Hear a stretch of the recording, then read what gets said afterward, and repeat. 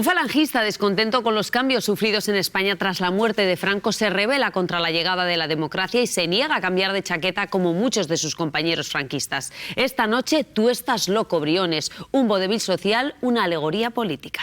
Briones es víctima de su enorme corazón. Está usted en la residencia psiquiátrica Divino Redentor. Al parecer ha sufrido un trastorno emocional. Nada grave, créame.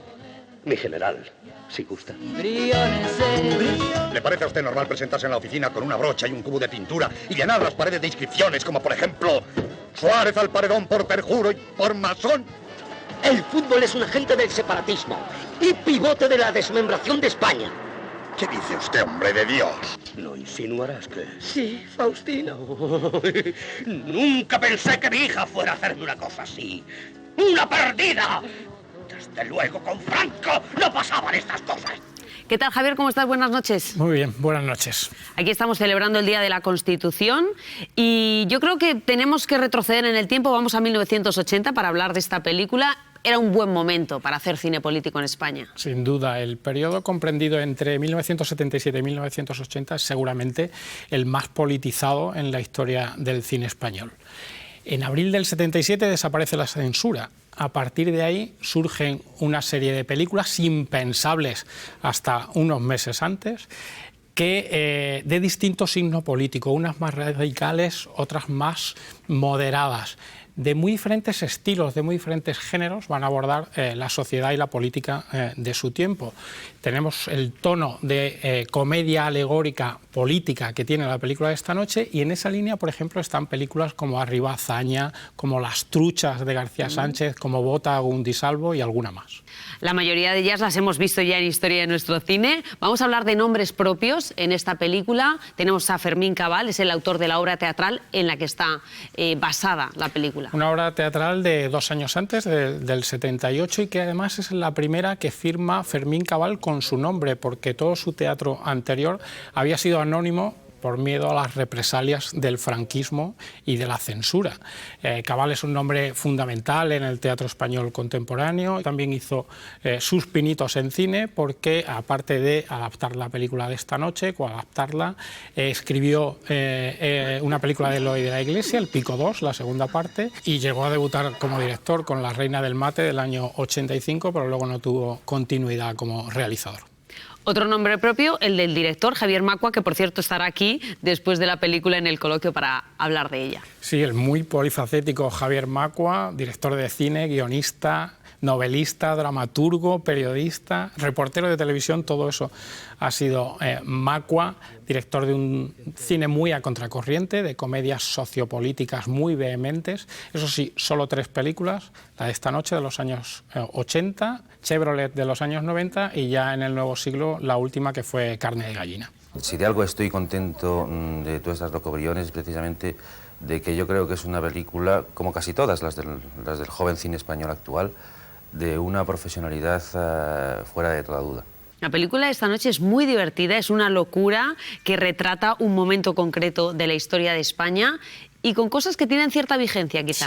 Sí, es una locura ya desde el plano inicial, que es un plano fijo donde de fondo se oye algo que parece quizá una película, hasta que descubres que hablan de Rufus T. Farfly, que es precisamente Groucho Marx en Sopa de ganso.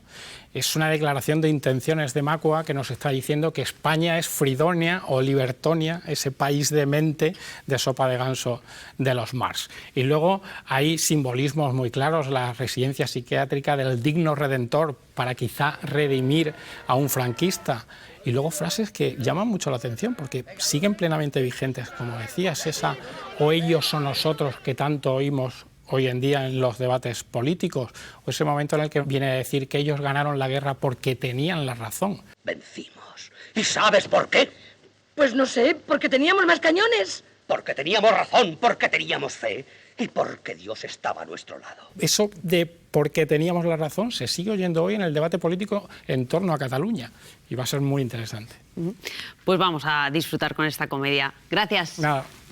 Al Briones del título lo interpreta Quique Camoiras, un actor muy popular, pero mucho más asociado al teatro de revista y a la televisión que al cine. Y en el resto del reparto destacan Santiago Ramos, Esperanza Roy, Manuel Alexandre y Lola Gaos. Os invitamos al psiquiátrico español de Tú estás loco, Briones.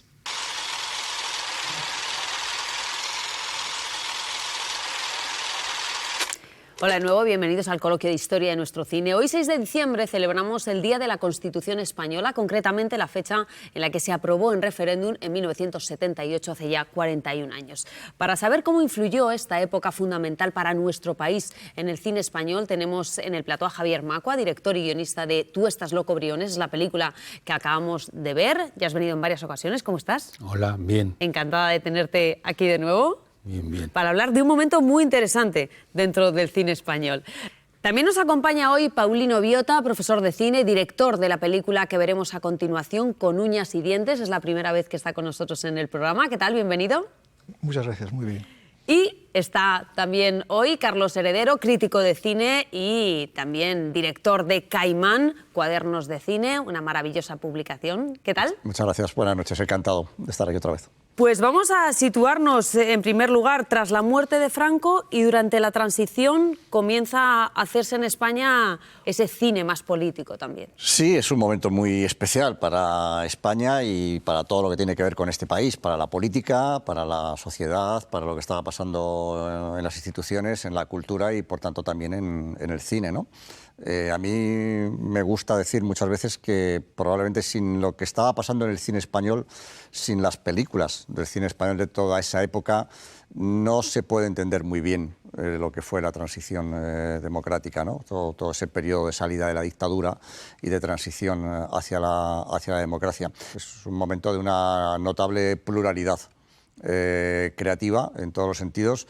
Bueno, se venía de donde se venía, se salía de un periodo muy negro, la censura estaba muy cerca todavía y bueno, lo que había era la eclosión de múltiples energías en todos los sentidos y eso también tenía su reflejo en la pluralidad creativa y en el hecho de que se pudieran explorar muchos caminos e investigar muchos caminos al mismo tiempo y eso le da toda esa riqueza y esa viveza contemporánea, ¿no? También de lo que tiene de urgencia, de reflejo del presente en ese momento histórico el cine español de aquel momento.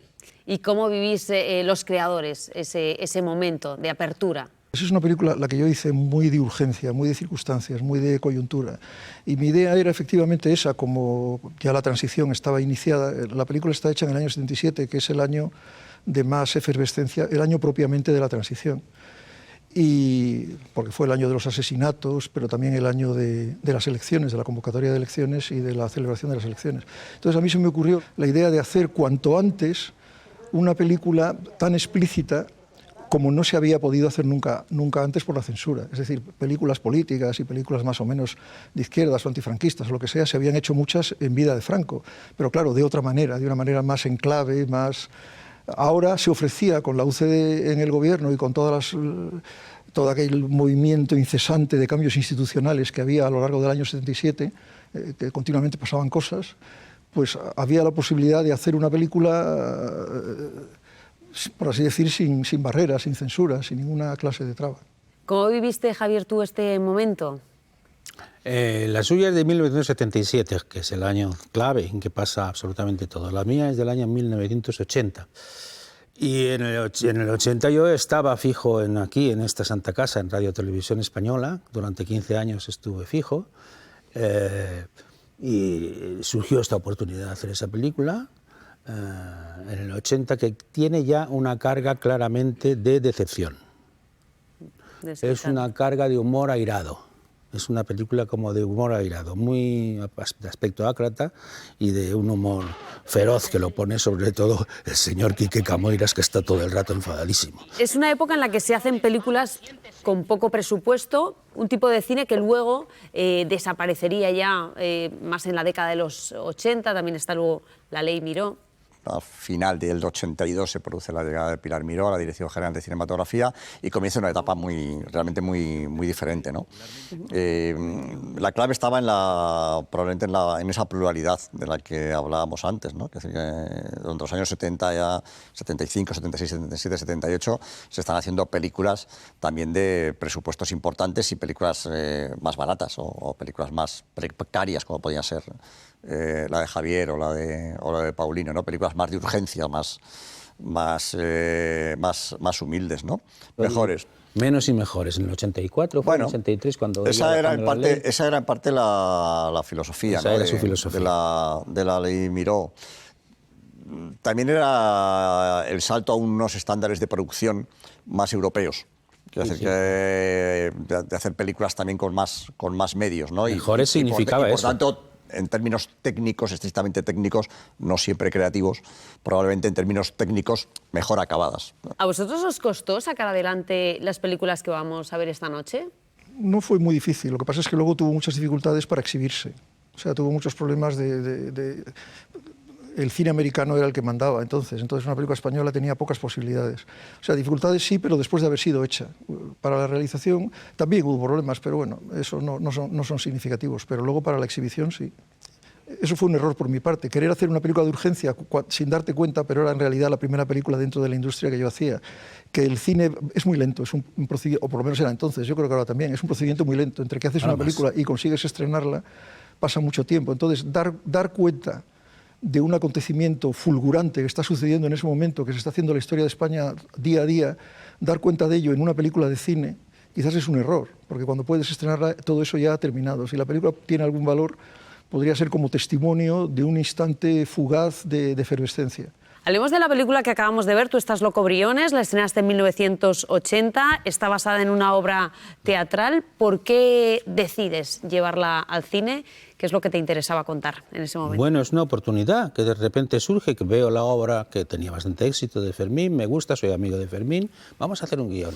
Vamos a hacer un guión rápidamente. ¿Fermín Cabal? Fermín Cabal, sí. Vamos a hacer un guión y lo hicimos. La película está muy marcada por la cosa por el teatro independiente. Ese teatro militante, satírico, social que hacíamos en Tábano me dejó de interesar. Llegué a plantearme escribir otras cosas, dedicarme al cine. Y bueno, fue cuando estrené Tú estás loco, Briones, la primera obra que estrené yo como autor personal, ¿no? Que la firmé y que todas estas cosas. Y creo que ahí tuve la suerte de que eso vi que conectaba con el público, de que podía seguir haciendo otra cosa, otro tipo de teatro, que es un poco lo que sigo haciendo ahora. Lo que hicimos es, tenemos aquí unos pocos personajes, pero como está en un manicomio, quedan todos los secundarios. Y en plan, aunque parezca chusco, pensamos hagamos lo que hizo Samuel Fuller en Corredor sin retorno, o sea, cada loquito representa una cosita, cada uno con una característica particular para hacer después gags, porque todo está trabajado a partir por decirlo sin que la gente se ofenda, del cine basura, de la comedia de toda la vida, de lo que era auténticamente popular y que gustaba a la gente en aquellos momentos. Entonces yo buscaba cosas, pero también con algunas nobles, porque de repente también había trozos de slapstick, o sea, trozos como de echar para eso Quique era ideal, de golpe y pegarte porrazo, y esas, las slapstick, o había un poco de screwball, que es el género más disparatado del mundo. Era una estracanada. Y como no sé quién, me parece que Castro o Montiel, pero que acertaron muy bien al decir que el primer plano de la película la resume entera. Había leído sobre todo a Noel Burch, que era el que hablaba del fuera de campo. ¿Y qué es? Pues es una oficina, que era curiosamente la oficina de la Filmoteca en aquel momento, una oficina donde se ven a tres chupatintas poniendo sellos y cosas así, y se oyen voces fuera de un señor que está chalao y que dice arriba España, viva Franco, y cago en Dios, tacos y todo eso, y que parece que pinta paredes. Y así aguantan todos los títulos de crédito hasta que llegan otra vez los burócratas, hechos una pasa, o sea, después de haber conseguido coger a aquel señor y meterlo en el loquero o en donde sea. Cada uno a lo suyo, como si no pasara nada.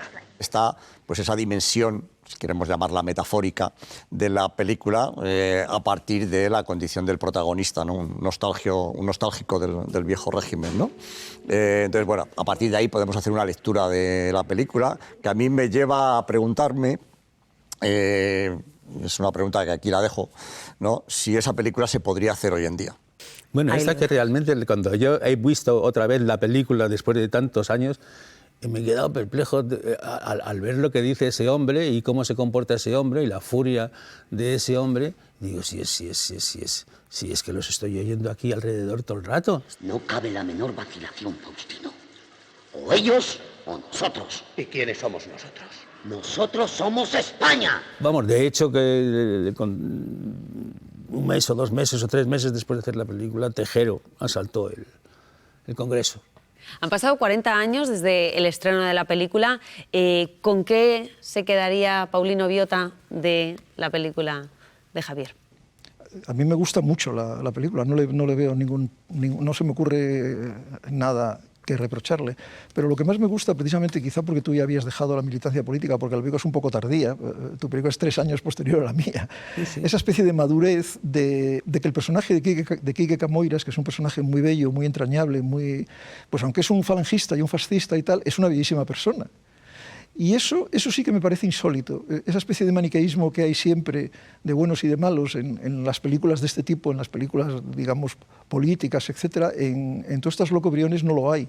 Al principio de la película podemos pensar que es un imbécil, pero luego es evidente que tiene una calidad humana extraordinaria. Además, el actor es muy bueno y lo da muy bien. Y además, el otro personaje con una maravillosa calidad humana es la monja. Sí. Que la monja, por el hecho de ser monja, aunque no se diga nada de ello y sea una monja muy moderna, pero por el hecho de ser monja también, en cierto modo, representaría el viejo orden. Es decir, los protagonistas de todas estas locobriones son un falangista enloquecido, pero enloquecido de puro buena persona que es, y una monja. En este momento que tenemos, sobre todo yo, que soy una persona muy inquieta y muy activa, de pronto meterme en la mentalidad de una monjita, que es una persona que participa en la vida con su profesión y tiene un amor a Dios por encima de todo, pues es tan pura que entonces me ha gustado hacerlo porque ha sido en definitiva un papel fuera de mi línea y me ha gustado por esa razón. Tenemos a Quique Camoiras, a Esperanza Roy en el papel de la monja. Tenemos también a Santiago Ramos, que es el protagonista de la película que vamos a ver a continuación, Con uñas y dientes. Película que se rodó en el 77, se estrenó en el Festival de Benalmádena en el 78 y llega a salas en el 79 y es el reflejo de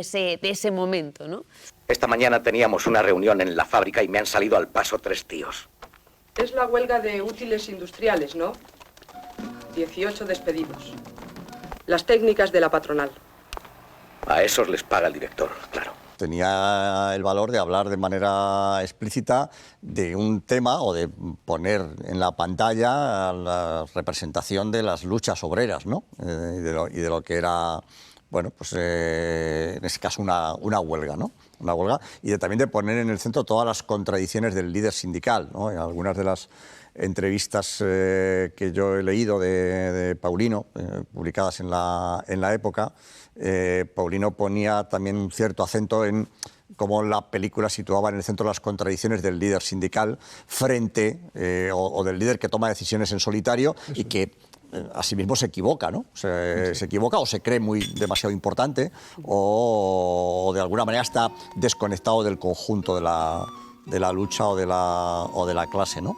Sin embargo, a mí me daba la sensación, vista ahora, que cuando he vuelto a ver, ¿no?, que lo que no está tan representado es estrictamente la lucha obrera en la fábrica.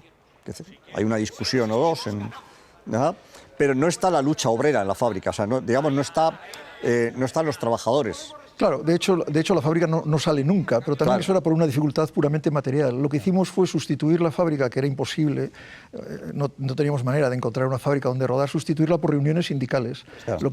Lo que sí usamos fue precisamente los sindicatos, que acababan de ser legalizados, bueno, pero todavía no habían ocupado sus propiedades, todavía era el sindicato vertical, pero se rodaron varias escenas en comisiones obreras y la escena final en el edificio de la UGT, que ahora es de la UGT, que está en la Avenida de América. Entonces, claro, los obreros están representados, pero ya fuera de la... Claro. digamos, de tipo en el momento sindical, pero no en el momento laboral. Claro. Pero eso es una carencia directamente material de la película. Es una hermosa película, muy luchadora, que cuenta de manera muy detallada, y a veces me ha parecido languiana, de Lange, muy detalladamente todos los mecanismos de la lucha por vencer o perder una determinada huelga. Es lo que se decía, lo que se hablaba. Quizás eso es lo que a mí, vista hoy, me deja absolutamente asombrado, de que ya había una especie de lenguaje estereotipado en las luchas, en el interior de las luchas obreras, del cual, por cierto, no creo que hayan logrado desprenderse del todo. La jugada de la empresa es siempre la misma. Por un lado te acojonan con amenazas y por otro te dicen que este no es el momento para hacer una huelga. Esto ya es una provocación. Parece que son ellos los que quieren la huelga. Además hay que andarse con pies de plomo. Este momento es tan jodido como cualquier otro. Además, como nos durmamos, cada vez será peor. Es tu segundo largometraje. ¿Cuánto tiempo pasó entre la primera y esta? Bueno, en cierto modo se podría decir que es el primero, porque yo lo que había hecho es una película larga, desde luego, que se llama Contactos, ¿sí? Pero que es una película totalmente underground, lo que se llama cine underground o cine, no sé cómo se podría llamar, cine independiente, cine, en fin, una película que estaba hecha... Se llegó a definir como una película hecha contra el público. Sí, también, bueno, eso por sus características, pero vamos, que es una película que no está hecha legalmente, está hecha al margen de la ley, como si fuera una película amateur. No es la única, en esa época se hacían muchas películas así. Contactos es una más de estas películas extralegales que se hicieron. Entonces, en cierto modo, no se podría considerar una película profesional. Esta era mi primera película profesional, por eso yo me preocupé mucho, era un ingenuo, pero bueno, tenía 29 años, tampoco era tan niño, pero me preocupé mucho de los aspectos formales, de hacer una película muy acabada formalmente. Y eso, no sé si fue incluso un error, porque yo tenía, como yo era muy aficionado al cine, quizá demasiado, yo tenía la idea totalmente quijotesca de que si hacías una película muy bien hecha, se darían cuenta. La crítica, los productores, el público se darían cuenta, pero no es verdad. Las películas, cuando están muy bien hechas, eso funciona muy bien, pero de manera inconsciente para los que las ven. No sé si me explico. O sea, las películas de Hitchcock están muy bien hechas, pero la gente no se da cuenta de cómo están hechas. Entonces, cuidar mucho la forma, si lo que pretendes es, como pretendía yo, tener una especie de tarjeta de presentación en la industria, es una tontería, porque eso realmente no se valora. Lo que se valora es que hagas una película realmente que le llegue al público, que al público le emocione, le guste, lo que sea, y haga taquilla. ¿Qué buscabas con ese plano en el que en la práctica están golpeando a la cámara y por tanto a la pantalla y por tanto al espectador? Claro, pues eso, ya lo has dicho tú, se trataba de hacer una película violenta o sobre la violencia, claro, sí, se trataba... Fíjate que la película empieza con un plano de que se golpea la cámara, y termina con un plano en el que el sustituto del directivo le dice a los que están allí reunidos, pero habla al público, claro, ustedes tienen la palabra, ¿eh? Es decir, que se pasa del golpe a ¿cómo diríamos? A un planteamiento de que ustedes tienen la palabra, pero claro, la palabra son los obreros, están ahí reunidos de si seguir o no la huelga, pero también el público, es decir, que hay una cierta dimensión brechtiana, ¿no? Claro, hay una voluntad de implicar al público. Es verdad que la violencia está muy presente en la película y está bien decirlo al espectador, que es verdad que hay una agresión sexual y una violación, una triple violación, que vista hoy es verdad que nos cuesta mucho más digerirlo. A mí lo que me interesaba de la sexualidad es una cosa que tiene la sexualidad, quizás yo soy un imbécil y esto es una tontería, pero bueno, que es totalmente ambivalente, es la ambivalencia por antonomasia. Quiero decir que la sexualidad consentida es la cosa más dulce, más suave, más bella, más hermosa que cabe. Y por otro lado, la sexualidad no consentida puede ser, ahí está la maravillosa película Saló de Pasolini, que me parece una obra maestra absoluta, que ya estaba hecha, pero yo creo que no la había visto. La sexualidad puede ser también la cosa más espantosa, el ejemplo más absoluto de tiranía, de poder, de dominio de un ser humano sobre otro. Y entonces me gustaba mucho ese contraste, y quizá por eso los dos tipos de escenas sexuales y llevado tan al extremo. Pero es muy interesante porque los espectadores van a ver ahora la película y van a poder entender mejor también por qué quisiste mostrarlo así. Vamos a dejarlo aquí. porque ya se nos acaba el tiempo y además los espectadores tienen que ver esta película de la que no queremos desvelar nada más. Muchísimas gracias a los tres por habernos acompañado esta noche, por haber hablado de cine aquí en un programa donde amamos el cine y especialmente el cine español. Gracias. Es tiempo de recuperar Con uñas y dientes, un drama político y social, pero también romántico, un interesante documento de la transición. Nos vemos la semana que viene aquí, en Historia de nuestro cine.